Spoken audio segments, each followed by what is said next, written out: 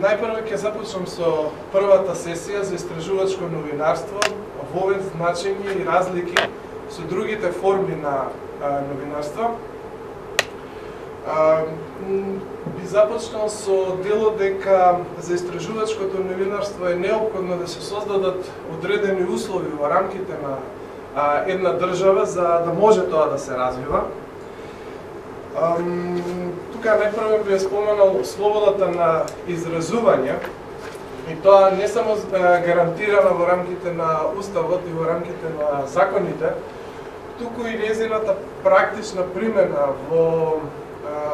рамките на едно општество, нешто што во Република Македонија за жал недостасува, барем според извештаите кои што секоја година ги добиваме од Freedom House, од Репортери без граници, Human Rights Watch, Amnesty. Ние веќе од минатата година влегуваме во групата на неслободни земји во однос на медиумите. Оваа година Репортери без граници на 28 април ќе го објави извештај за 2016 година. Многу е голема веројатност да биде полош од минатогодишниот,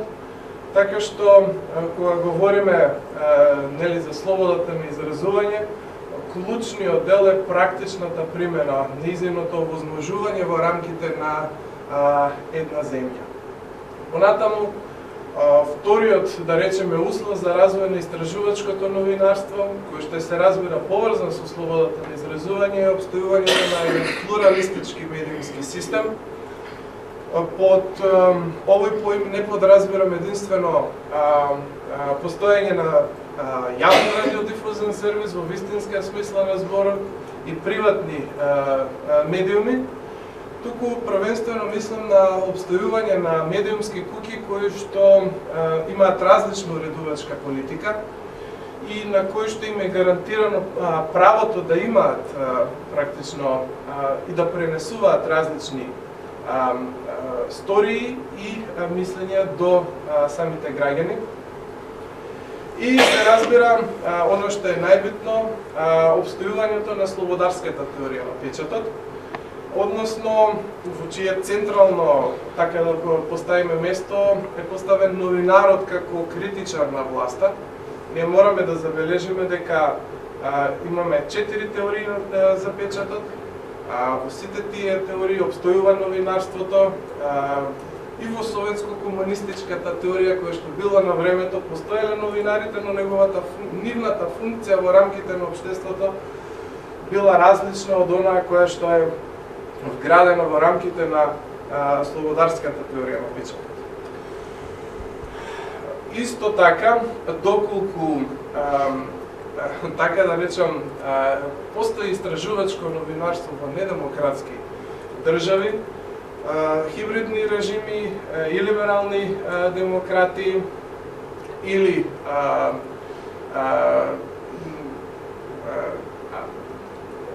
автократи во транзиција, така да ги наречеме, новинарите истражувачи се соочуваат со проблеми кои што можеби и нас не се поприлично добро познати, како што е масовното следење на новинари, прислушкување на телефонски и на интернет контакти, понатаму говор на омраза кон сите оние кои што работат на овакви истражувачки истории и во одредени случаи драконски казни за оние кои што се смета дека ја поминале нели таа црвена линија воспоставена од страна на власта. Така што може да заклучиме дека во еден недемократски консолидиран режим истражувачкото новинарство би било невозможна професија. Ова е Нели Блај, новинарка и истражувач, која што работела на крајот од 19-тиот, почетокот на 20-тиот век, во дел од книгите и од материјалот што го прочитав, всушност се смета за една од пионерките на истражувачкото новинарство. Во 1887 година во Њујорк, врз основа на идејата која што поседувал нејзиниот уредник, Нели Блај се одлучува да постане новинар под подкритие и да се пријави како пациент во клиниката за ментални болести. Таму поминува 10 дена врз основа на таа нејзина одлука подготвува финален новинарски производ, една репортажа со која што докажува две работи. Како прво, со нејзиниот прием, можноста да ги измами докторите за да влезе во рамките на таа клиника, докажува дека сите пациенти од установата не се ментално болни и постанува сведок на малтретирањето и на понижувањето на пациентите во рамките на оваа клиника. Она што исто така би можеле да го, веројатно на сите ни е позната, аферата Watergate и текстовите кои што излегува во Вашингтон Пост со информации за прислушкувањето на седиштето на Демократската партија. Тогаш беа обвинети тогашниот американски претседател Ричард Никсон со неговите најблиски соработници. Никсон мораше да се поднесе оставка после овој скандал, а авторите кои што ја изработија оваа истражувачка историја, нели беа Боб Вудворд и Карл Бернштайн. Нели ова се одвива во текот на 70-тите години на 20-тиот век, веднаш потоа како еден глобален настан кој што го привлече вниманието помеѓу останатото и на новинарската јавност, се појавива и првите меѓународни организации во мрежувањето на новинарите. Истражувачи во 1975 година е формирана Организацијата Истражувачки новинари и уредници во Соединетите Американски држави, додека во 2003 е основана Светската мрежа на новинари истражувачи. Она што кон кое што би се насочил сега е набројувањето на карактеристиките на истражувачкото новинарство. Најпрвен, она што е суштинско, што треба да го кажеме е дека истражувачкото новинарство открива нешто ново, кое што личности, компании или владени организации не сакаат да се дознае од страна на јавноста. Тоа може би и една разлика во однос на дневно-информативното новинарство, кое што е бомбардирано со шунт новости од страна на сите овие субјекти, со цел токму помеѓу останатото и прикривање или минимизирање на истражувачките истории од страна на новинарите. Понатаму, она што е водилка на секој новинар-истражувач е унапредувањето на човековите права, односно желбата за исправање на оние неправди кои што постојат во рамките на општеството. Би напоменал дека истражувачкиот труд, истражувачката историја, за разлика од дневно-информативното новинарство, би требало да представува оригинален истражувачки труд на новинарот. Тоа значи дека со неговото ангажирање, запишувањето на одреден текст, тој постанува на некој начин субјект во рамките на темата, односно истражувач кој што навлегува под површината на самиот настан, за разлика од известувањето од пресконференции, кога ние всушност сме така наречени курири кои што ги пренесуваат информациите до самата јавност. И она што е извонредно важно, истражувачката историја треба да покрива системски проблеми. Тоа значи некоја работа која што некој негативен случај кој што во континуитет се повторува во рамките на заедницата, а не индивидуален случај кој што е тема на дневно-информативното новинарство. Се разбира, низ индивидуалните случаи ние градиме целокупната приказна во рамките на истражувачката историја, но централната тема на истражување би бил системски проблем кој што постои во рамките на заедницата. Во однос на тоа што представува истражувачкото новинарство, првенствено, веќе напоменав, аналитичко третирање на одредена тема, личност или настан. Тоа би значило дека навлегуваме, повторно ќе напоменам, како субјекти во рамките на самиот настан или во рамките на самата тема. Исто така истражувачкото новинарство поаѓа од самиот новинар истражувач, значи на негова иницијатива, доаѓа до подготовка на самата истражувачка тема, за разлика од дневно-информативното новинарство, каде што буквално ги следиме сите оние актери кај кои што идеме на пресконференции. Кај истражувачкото новинарство, самата тема доаѓа или од новинарот или од уредникот истражувач во рамките на еден медиум. И она што веќе го напоменав, копање под површината на настанот, тоа значи користење на различни истражувачки техники за подготовка на самата истражувачка историја, не само теренско истражување, не само интервјурање, користење на базите на податоци, исто така контакти со информатори, односно со така популарните свиркачи во рамките на институциите, со цел да добиеме еден финален аналитички производ во однос на самата тема. И ова што го пронедов во една книга, новинарот истражувач, доколку треба да направиме одредена споредба со полициската служба, тој во рамките на полицијата би ја добил улогата на криминал форензичар, оној кој што трага по доказите и оној кој што практично ги чита, ги анализира самите докази со цел да дојде до финална разрешница. Во однос на истражувачкото новинарство, она што би сакал исто така да го споменам е дека во основа ние сме насочени кон оние информации кои што некој сака да ги сокрие. Во македонското општество има бројни такви теми за жал. Една од нив е и Скопје 2014, која што ако анализирате, да речеме, низ дневно-информативното новинарство и низ медиумите, може да забележите дека на прсти може да се избројат медиумите кои што воопште третираат оваа тема во јавноста, што е повод за секој новинар истражувач, доколку постои ваква тема која што смислено се сокрива, тоа значи дека постои извонреден материјал за работа во рамките, за пронаоѓање на теми во рамките на овој материјал. Понатаму,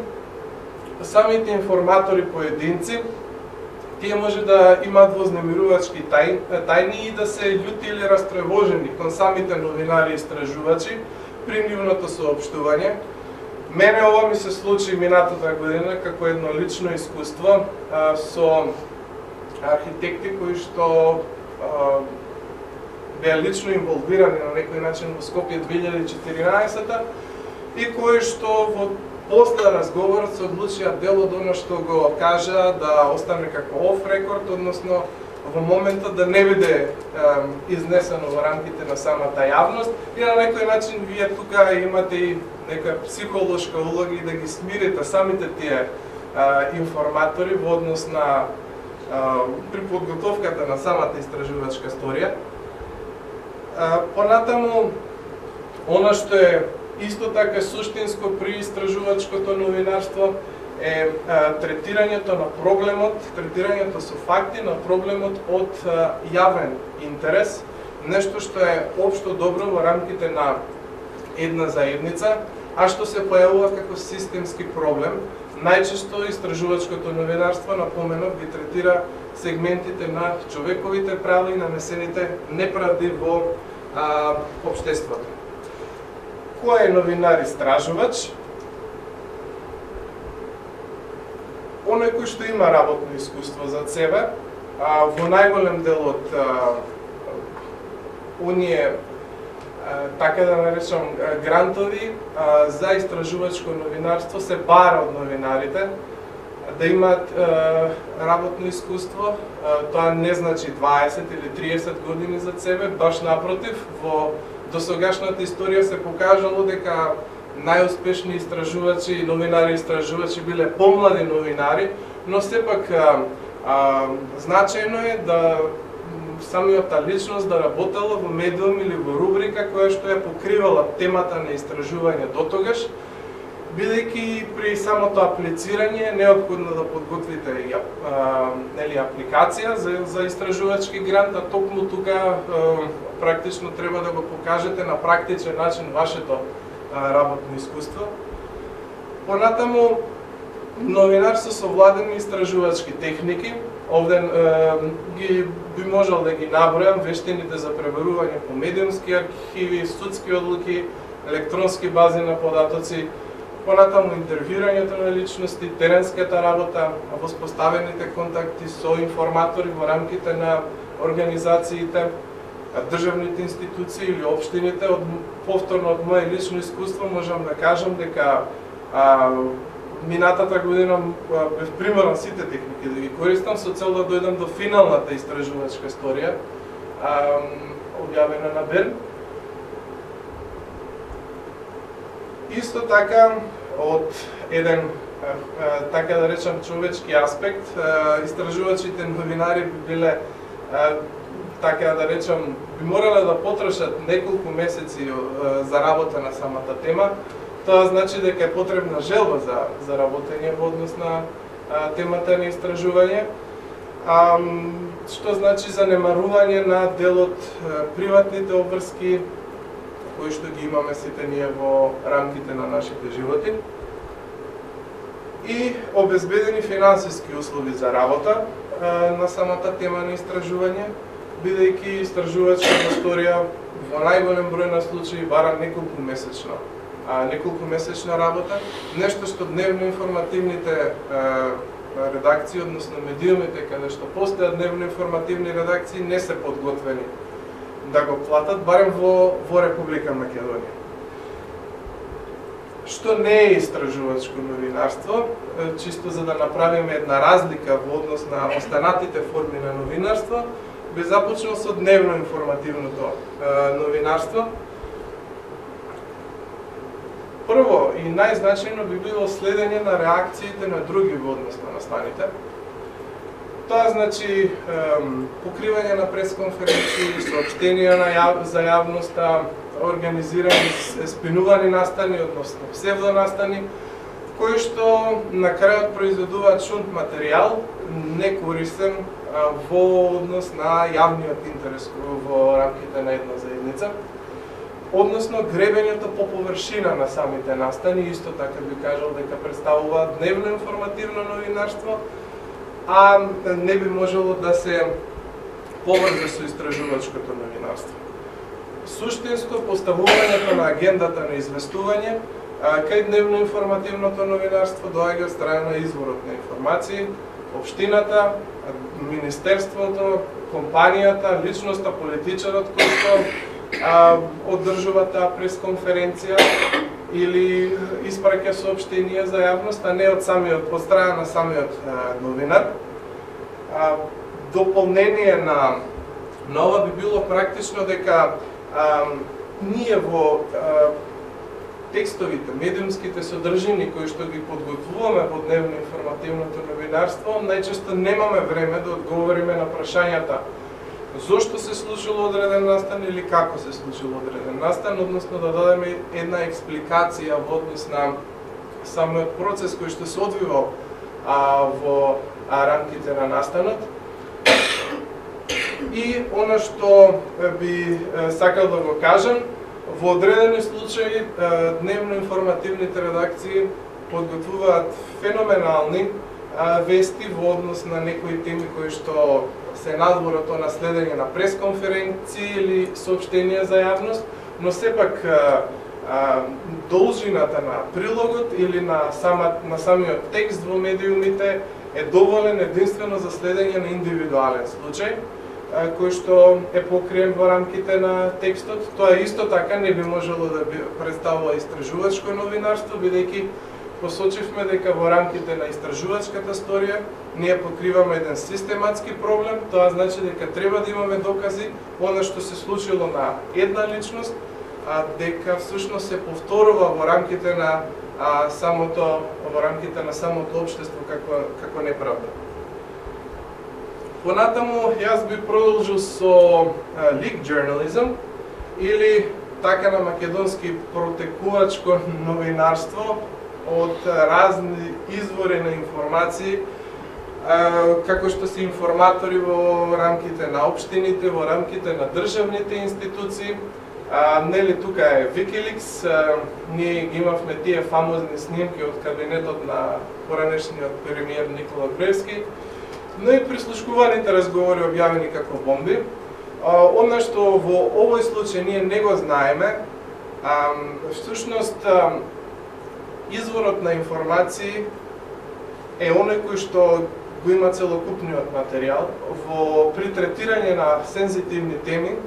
во вакви случаи ние најчесто не можеме да допреме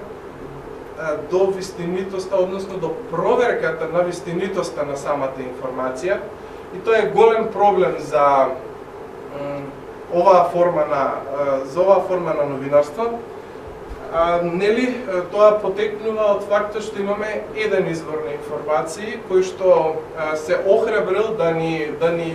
достави податоци во однос на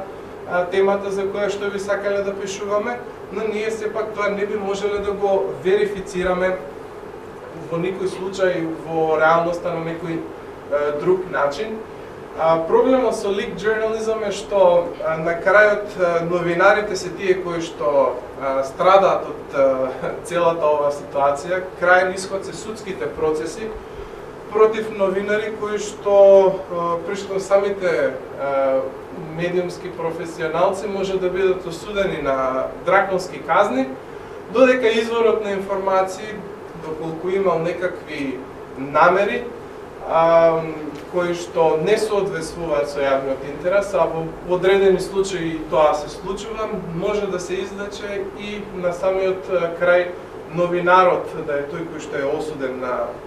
казна пред судот. Понатаму би го напоменал тука и папараци новинарството, како нешто што, односно таблоидното новинарство,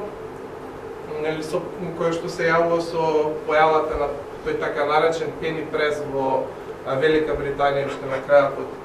19 век. Тука практично имаме следење на приватниот живот на личностите, нешто што не е во согласно со истражувачкото новинарство, бидејќи приватниот живот на одредена личност во најголем дел од случаите не би можел да се поврзе со определен јавен интерес. Папараци журнализам е тесно поврзано, да не речи си целосно со една истражувачка техника, тоа е обемната теренска работа и не изискува користење на некакви други истражувачки техники во најголем дел од случаите. И за жал на самиот крај, кај папараци новинарството во голем број на случаи се случува да самите новинари изнудуваат пари од личностите кои што се вклучени во рамките на самата новинарска тема, нешто што се разбира се коси со сите етички стандарди во рамките на новинарството и тоа во никој случај не би представувало истражувачко новинарство. Исто така би споменал и за еден нова форма новинарство, data journalism или податочното новинарство. Тоа исто така не би го вброил како истражувачко новинарство, новинарски процес кој што е заснуван на анализа на големи податочни сетови, како што се базите на податоци во Македонија, да речеме Бюрото за јавни набавки или Државен завод за статистика. Тука користиме само една истражувачка техника, тоа повторно не е истражувачко новинарство, бидејќи од новинарите истражувачи се бара докажување на можностите за истражување од различни истражувачки техники. За жал, при добивањето на одредени резултати од истражувањето, како новинари во овој случај се појавува опасност од погрешна интерпретација на самите податоци. Во најголем дел од случаите ние немаме можност да имаме, така да речеме, професионална наобразба од темите кои што ги следиме, кои што се во рамките на податочните сетови, или пак имаме проблем при разјаснувањето на податоците за јавноста, нешто што би ни било возможено со истражувачкото новинарство, доколку, например, користиме интервјуирање и најдеме адекватни личности на кои што практично би можели да им посочиме дел од овие податоци со цел да добиеме дополнителни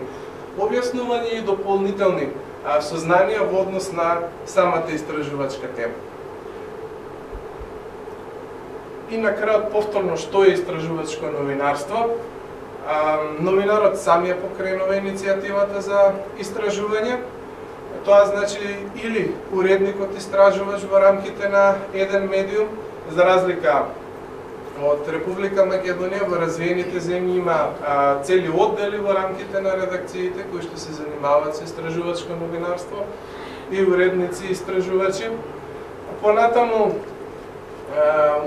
во најголем дел од случаи, инспирација, но и доказ, почетна точка во рамките на истражувачката сторија може да представува протечен документ. Например, во мојата истражувачка сторија, која што ја пишував минатата година, една од бомбите кои што ги објави лидерот на СДСМ Зоран Заев представуваше иницијална каписла за истражување на темата, но сепак новинарот мора да оди подлабоко во рамките на самата тема, да користи повеќе истражувачки техники со цел на некој начин да дојде до јавниот интерес, она што е загрозено во рамките на општеството. Новинарот истражувач е чувар, заштитник на обесправените од мојта и од богатството во рамките на една заедница.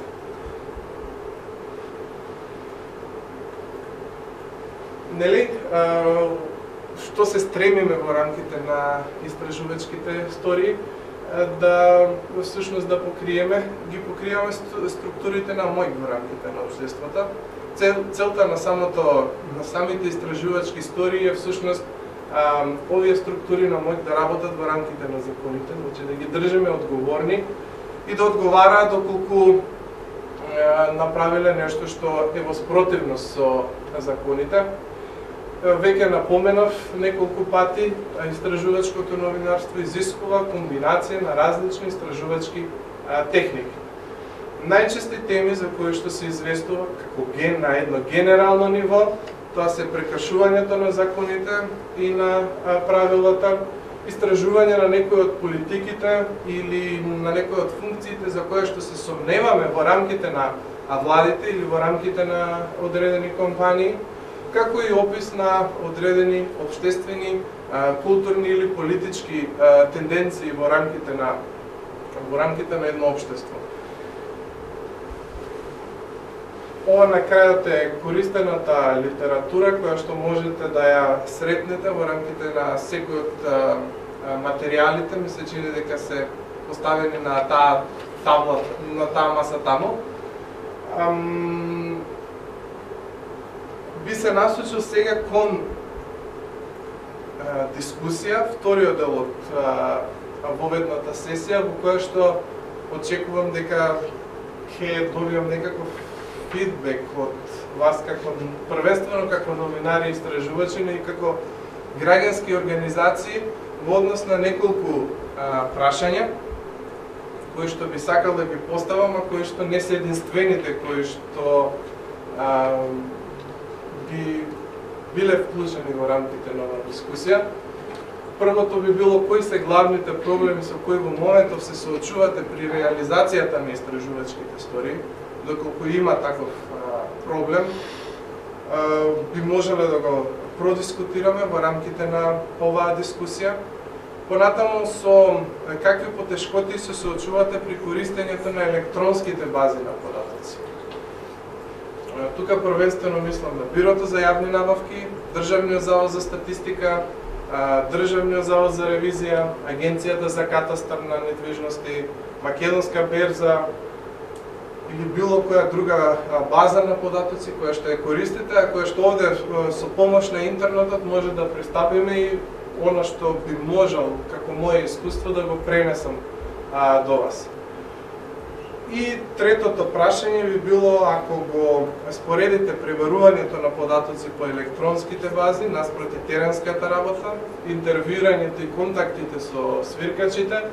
кој од овие методи на работа го сметате за најкорисен во однос на вашето досегашно искуство кое што го имате со истражувачките истории?